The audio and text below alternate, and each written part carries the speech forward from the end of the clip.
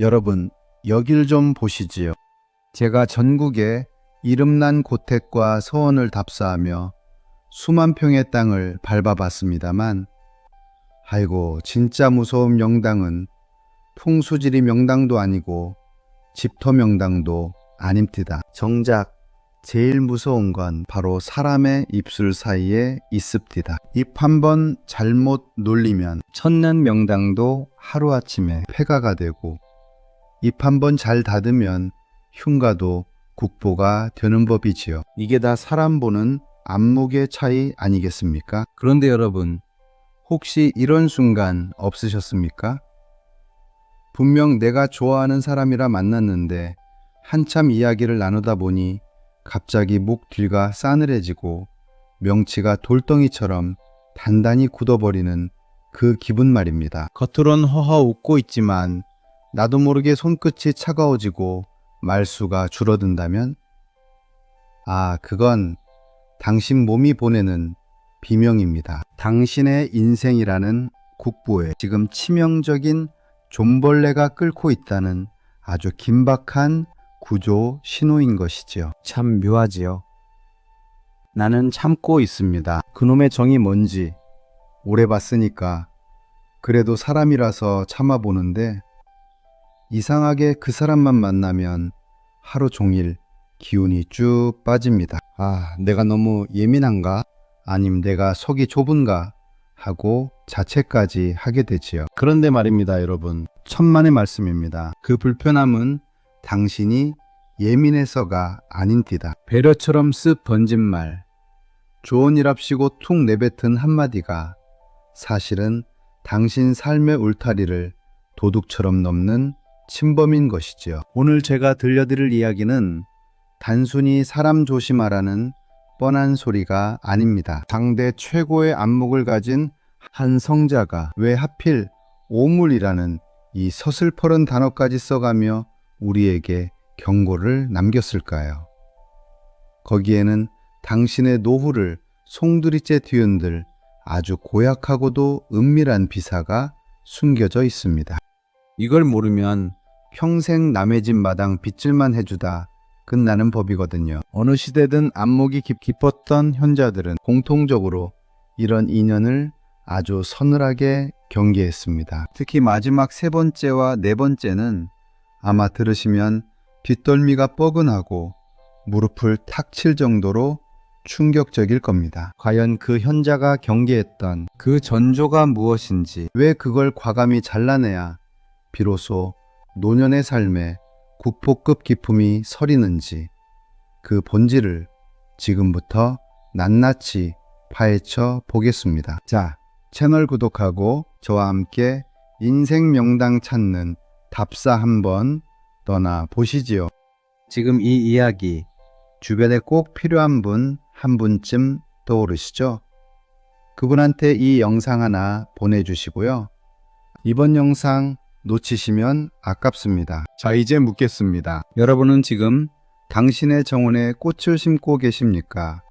아니면 당신을 죽이는 독초를 품고 계십니까? 오늘 답사의 주인공이 숨겨두었던, 절대 곁에 두어서는 안 될 그 첫 번째 서늘한 전조를 지금 바로 공개합니다. 첫 번째, 옛날 허물을 들춰내는 인연. 자, 첫 번째 답사길로 발걸음을 떼어볼게요. 우리가 인생이라는 길을 걷다 보면 참 묘한 사람들을 마주치게 됩니다. 얼굴은 웃고 있고 말도 다정하게 건네는데 돌아서고 나면 왠지 마음 한구석이 서늘하고 내가 이만큼밖에 안 되는 사람이었나 싶어 괜히 자괴감이 드는 그런 사람들이요. 제가 언젠가 경상도 어느 유서 깊은 종택을 답사하러 갔을 때 일입니다. 수백 년 세월을 버텨온 집이 참 정갈한 기품을 품고 있었는데 마침 그 집 주인 어른과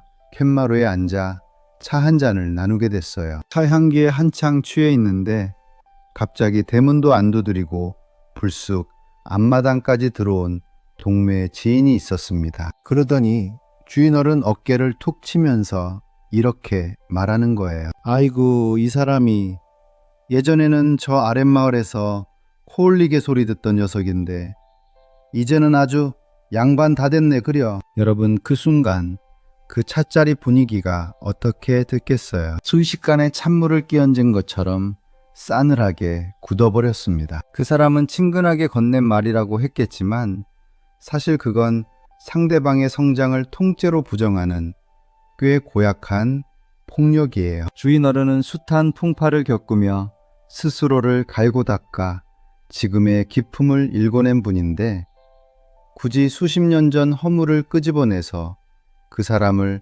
예전의 비루한 시절로 되돌려 놓으려 한 거잖아요. 하버드 대학교에서 아주 흥미로운 실험을 한 적이 있습니다. 학생들을 두 그룹으로 나누고 한 그룹에는 당신은 뛰어난 능력을 가진 사람입니다 라고, 다른 그룹에는 당신은 예전부터 이 부분이 부족했지요 라고 말해 주었습니다. 그런데 불과 몇 시간 후 실제 과제 결과를 보니 그 말을 들은 학생들 얼굴이 먼저 굳었습니다. 과제는 아직 시작도 안 했는데 이미 기운이 빠져 있었지요. 말 한마디로 사람의 실제 능력이 달라진 것입니다. 과거의 약점을 들쑤시는 사람은 그냥 무례한 것이 아닙니다. 당신의 현재를 실제로 갉아먹고 있는 것입니다. 나이 들수록 이런 사람 정말 조심하셔야 해요. 이제 좀 마음 편하게 고요하게 살려는데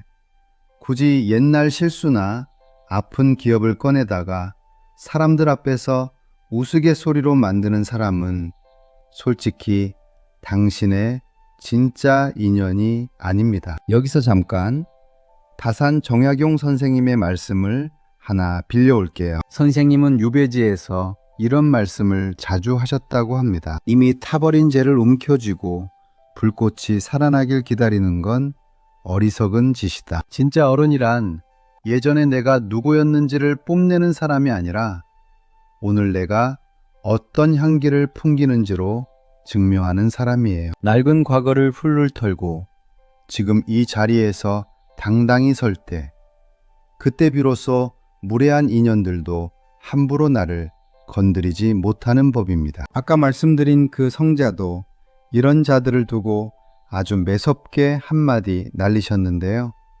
그 처방전은 잠시 후에 공개해 드릴게요. 다만 한 가지만 먼저 말씀드리자면, 내 인생이라는 집을 튼튼하게 짓고 싶다면 가장 먼저 할 일은 기둥을 세우는 게 아니에요. 기초를 갉아먹는 이런 종벌레 같은 인연부터 냉정하게 솎아내는 것, 그게 시작입니다. 내 정원이 소중하다면 잡초가 뿌리 내리기 전에 과감히 손을 떼야 해요. 그게 바로 나를 지키고 내 인생을 국보로 만드는 답사의 진짜 출발점입니다. 두 번째, 당신의 정원을 쓰레기 매립지로 만드는 인연. 자, 두 번째 길목으로 접어들어 보시지요. 여기서 오늘의 주인공을 드디어 공개할 시간이 되었습니다. 바로 평생을 맑은 가난과 고독 속에서 정갈하게 살다 가신 법정 스님이십니다. 혹시 제가 서두에 드린 말씀만 듣고도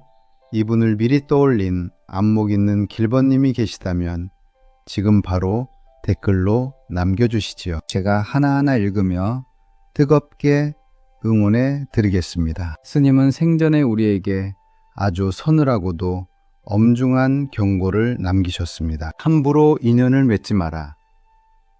진정한 인연과 스쳐가는 인연을 구분하지 못하는 것은 당신의 인생을 타인의 오물로 더럽히는 것과 같다고 말입니다. 여러분, 스님이 왜 하필 오물이라는 표현을 쓰셨을까요? 어느 해인가 제가 전라남도 어느 깊은 산골에 자리한 작은 암자를 찾았을 때의 일입니다. 노스님과 고요히 앉아 흐르는 물소리에 마음을 씻고 있는데 불쑥 한 방문객이 들이닥치더니 바짜고짜 스님 앞에 앉아 자기 신세 한탄을 쏟아내기 시작합니다. 자식이 말을 안 듣는다느니, 세상이 공정하지 못하다느니, 온갖 부정적인 감정을 1시간 넘게 배설하듯 내뱉고는 이제야 속이 시원하다며 훌쩍 떠나버리더군요. 그 사람이 떠난 자리에 남겨진 노스님의 뒷모습이 어찌나 천근만근 무거워 보이던지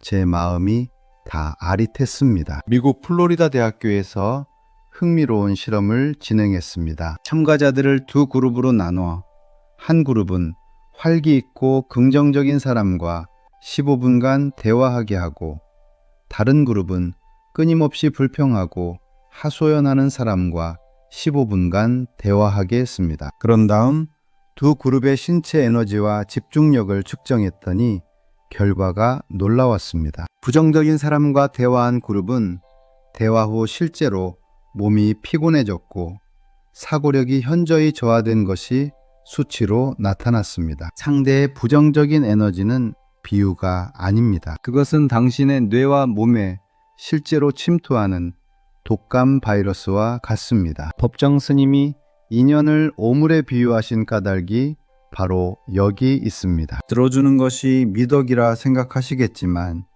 그것은 자비가 아니라 당신의 소중한 인생 정원을 남의 쓰레기 매립지로 내어주는 일입니다. 여러분, 이제 냉정하게 돌아보십시오. 그 사람과 대화하고 돌아오는 길에 가슴이 뻥 뚫린 듯 시원하십니까? 아니면 왠지 모르게 몸이 천근만근 무겁고 세상이 회색빛으로 보이십니까? 만약 후자라면 당신은 지금 법정 스님이 그토록 경계했던 타인의 오물을 온몸으로 받아내고 있는 셈입니다. 당신의 인생은 남의 불행을 담아내는 그릇이 아니라 오직 당신만의 향기를 채워야 할 귀한 청자입니다. 무의미한 감정 투기에 당신의 소중한 시간을 낭비하지 마십시오. 그것이 바로 내 삶의 기품을 지키는 두 번째 안목입니다. 세 번째, 울타리를 허물고 들어오는 인연. 오늘 이야기 중에서 가장 뻐근하고도 뼈아픈 대목이니 여기를 정말 똑똑히 보셔야 합니다. 우리가 절대 곁에 두어서는 안 될 그 세 번째 부류는 바로 가까운 사이라는 핑계로 당신 인생의 울타리를 함부로 넘나드는 무례한 인연입니다. 어느 날 제가 어느 이름난 종택의 사랑채에 머물 때였습니다. 그 집은 대문에서 사랑채에 이르는 길목이 아주 절묘해서 주인 어른의 위엄과 기품이 마당 끝까지 서려 있는 곳이었지요. 그런데 갑자기 대문도 안 두드리고 불쑥 앞마당까지 들어온 한 사람이 있었습니다. 주인과 아주 막역한 사이라면서 주인의 서책을 함부로 뒤적이고 차를 내오라며 큰 소리를 칩디다. 주인을 위하는 척하며 던지는 말들이 어찌나 가시돋쳐 있는지 곁에 있던 제 낯이 다 뜨거워질 정도였습니다. 1969년 미국의 심리학자 로버트 소머가 아주 단순하지만 충격적인 실험을 했습니다. 도서관에서 혼자 공부하는 사람 옆에 아무 말 없이 바짝 붙어 앉는 것입니다. 관계는 아무것도 하지 않았습니다. 그냥 옆에 너무 가까이 앉았을 뿐입니다. 그런데 실험 결과 대부분의 사람들이 30분 안에 그 자리를 떠났고 일부는 불안 증세를 보였습니다. 경계를 침범당하는 것은 아무 말을 듣지 않아도 이미 그 자체로 사람을 해친다는 뜻입니다. 하물며 말까지 함부로 던진다면 어떻겠습니까? 그런데 이 울타리를 가장 잔인하게 무너뜨리는 사람이 누구인지 아십니까? 바로 내가 가장 믿고 의지했던 가까운 사람들입니다. 우리가 남이가 라는 말 한마디로 당신의 사생활을 캐묻고 당신의 선택을 비웃으며 자기 방식대로 당신을 휘두르려 듭니다. 이런 상황을 두고 서양의 철학자 쇼펜하워는 고슴도치의 비유를 들었습니다. 추운 겨울날 고슴도치들이 온기를 나누려 가까이 다가갔다가 서로의 가시에 찔려 다시 멀어지는 것처럼 인간관계 또한 적절한 거리가 없으면 서로에게 상처만 남길 뿐이라는 것이지요. 쇼펜하워는 말했습니다. 예의란 지적인 고슴도치들이 서로의 가시에 찔리지 않기 위해 찾아낸 안전한 거리이다 라고 말입니다. 법정 스님은 이런 무례함을 두고 함부로 인연을 맺지 마라 라고 강하게 경고하셨습니다. 가까울수록 예의를 지키지 않는 인연은 인연이 아니라 당신의 삶을 갉아먹는 좀벌레와 같기 때문입니다. 특히 이 세 번째 부류를 명심해야 하는 이유는 그들이 대개 선의의 탈을 쓰고 나타나기 때문입니다. 다 너 잘되라고 하는 소리야 라는 명구를 내세워 당신의 자존감을 깎아내리고 당신의 성장을 방해합니다. 자, 여러분, 이제 당신의 울타리를 다시 한번 점검해 보십시오. 가까운 사이라는 방패 뒤에 숨어 당신의 영혼을 함부로 짓밟고 있는 자가 있습니까? 만약 그렇다면 오늘 당장 그 울타리에 튼튼한 빗장을 거십시오. 그들을 밀어내는 것은 박절한 것이 아니라 당신이라는 국보를 지키기 위한 최소한의 예의이자 마지막 방어선입니다. 이것이 바로 법정 스님과 쇼펜하우어가 우리에게 남긴 가장 서늘하고도 따뜻한 인연의 안목입니다. 네 번째, 당신의 불행을 안주로 삼는 인연. 여기가 오늘 답사의 정점이자 가장 뼈아픈 구간입니다. 여러분은 혹시 믿으십니까? 당신이 넘어졌을 때 가장 먼저 달려오는 사람이 당신을 일으키려는 사람이 아니라 당신의 몰락을 구경하려는 사람일지도 모른다는 사실을 말입니다. 어느 해인가 제가 어느 유명한 학자의 서재를 답사할 때의 일입니다. 그분은 평생을 학문에 매진하여 큰 업적을 쌓으셨는데 주변에 늘 구름처럼 사람들이 몰려들었지요. 그런데 그분이 어느 날 사소한 구설수에 휘말려 곤욕을 치르게 되자 가장 가까이서 형님 동생하며 아첨하던 이들이 제일 먼저 돌을 던집디다. 심지어는 그가 불행해진 것을 두고 안주 삼아 낄낄거리는 소리를 들었을 때 제가 느꼈던 그 서늘함은 지금도 잊히지가 않습니다. 일본 방사선 의학 종합연구소에서 뇌과학 실험을 하나 진행했습니다. 참가자들에게 자신보다 훨씬 잘 나가는 경쟁자가 실패하는 장면을 보여주었습니다. 그런데 놀랍게도 참가자들의 뇌에서 맛있는 음식을 먹을 때 활성화되는 반응 영역이 환하게 켜졌습니다. 타인의 불행을 보며 안도감을 느끼는 것은 일부 나쁜 사람들만의 이야기가 아닙니다. 스스로의 삶이 빈약하다고 느끼는 사람일수록 이 반응이 더 강하게 나타났습니다. 즉, 당신의 실패를 보며 남몰래 안도하는 사람은 실은 자기 자신이 그만큼 초라하다는 사실을 온몸으로 고백하고 있는 것입니다. 이런 이들은 당신이 잘 될 때는 은근히 깎아내리고 당신이 힘들 때는 위로하는 척하면서 속으로는 묘한 쾌감을 느낍니다. 수치는 필요 없습니다. 그저 그들의 눈빛을 보십시오. 위로하는 척하지만 눈가는 미세하게 떨리고 입꼬리는 차마 다 숨기지 못한 안도감으로 일렁입니다. 사촌이 땅을 사면 배가 아픈 게 아니라 사촌이 땅을 팔아야 비로소 배부른 것이지요. 여러분, 인생이라는 긴 답사길에서 이런 독초를 품고 걷는 것은 발목에 무거운 모래주머니를 차고 걷는 것과 같습니다. 네덜란드의 지혜로운 철학자 스피노자는 이런 인간의 뒤틀린 정서를 두고 아주 날카롭게 꼬집었습니다. 질투란 타인의 행복을 나의 불행으로 느끼고 타인의 불행을 나의 행복으로 느끼는 가장 슬픈 질병이다 라고 말입니다. 법정 스님은 이런 가식적인 인연을 두고 아주 무섭게 말씀하셨습니다. 당신의 불행을 보고 안도하는 자와는 결코 한 상에 앉지 마라.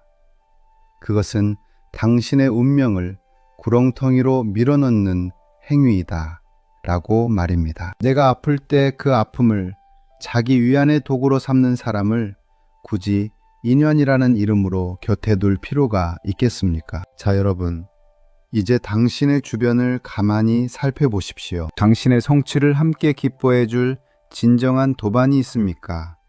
아니면 당신의 몰락을 기다리는 구경꾼이 있습니까? 그 허울 좋은 가식의 껍데기를 과감히 벗겨내십시오. 그런 인연들을 솎아내고 남은 빈자리에 비로소 당신을 진심으로 아끼는 햇살 같은 인연들이 깃들게 될 것입니다. 이것이 바로 법정 스님이 우리에게 마지막으로 당부하신 인연 정리의 마침표입니다. 자, 여러분, 이제 마무리 답사 현장에 접어들었습니다. 그런데 여기서 우리가 진짜 놓치고 있는 사실이 하나 더 있습니다. 왜 우리는 그토록 나를 아프게 하는 인연임을 뻔히 알면서도 그 썩은 동줄을 명줄인 줄 알고 소중히 움켜쥐고 있었을까요? 1950년대 미국의 심리학자 솔로몬 애쉬가 아주 단순한 실험을 했습니다.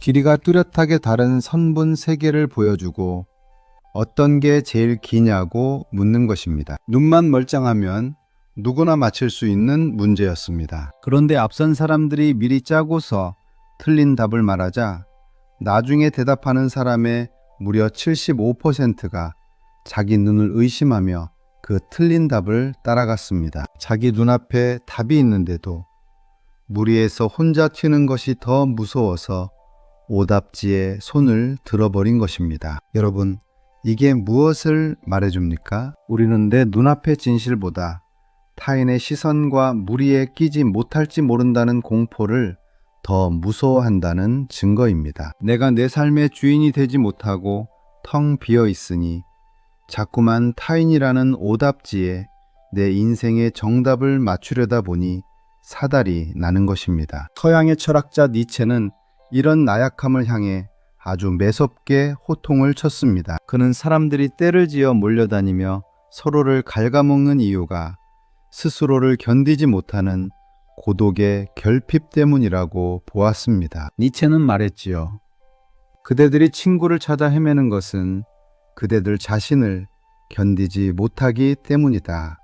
라고 말입니다. 타인의 시선이라는 감옥에 갇혀 살기보다 차라리 고독이라는 광야로 나가 스스로의 주인이 되라고 일갈한 것입니다. 어느 해인가 제가 경상도 어느 이름난 종택의 담벼락을 따라 걷다가 문득 깨달은 것이 하나 있습니다. 그 집은 담장이 그리 높지 않은데도 앞마당의 기품이 아주 정갈하게 지켜지고 있습니다. 왜 그런가 하니 담장이 튼튼해서가 아니라 그 집 마당 한복판에 뿌리 내린 노송과 정초석들이 제 자리를 굳건히 지키고 있기 때문이었습니다. 내 안이 단단하니 밖에서 바람이 불든 자풀이 날아오든 아무 상관이 없는 것이지요. 법정 스님이 홀로 오두막에서 그 고독을 즐기셨던 이유도 바로 여기에 있습니다. 스님은 무소유를 통해 모든 것을 버리셨지만 정작 그 빈자리를